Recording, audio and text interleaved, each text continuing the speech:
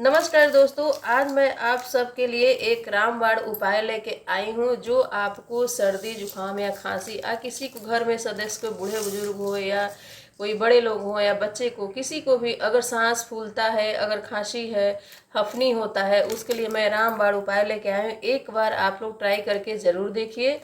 बस सिर्फ ये मुनक्का लेना है, बाजार से मुनक्का लेके आना है। 100 ग्राम मुनक्का 150 रुपये की मिलती है। मुनक्का को लेकर आना है। रात में 20 से 25 दाने मुनक्का को पानी में भिगो देना है। भिगोने के बाद सुबह उठकर इस पानी को पी लेना है और पीने के बाद मुनक्का निकाल के मुनक्का का बीज निकाल कर फेंक देना है और मुनक्के को खा लेना है। इसको बस 1 हफ्ते आप लोग यूज कीजिए, कफ नहीं होगा, जड़ से छुटकारा मिल जाएगा। 100% आपको छुटकारा मिलेगा। कमेंट में जैसा होगा आप लोग बताइएगा। ये रामबाण उपाय है, एक बार जरूर ट्राई करके देखिए। कैसा भी हफनी होगा, आपको फायदा ही फायदा होगा।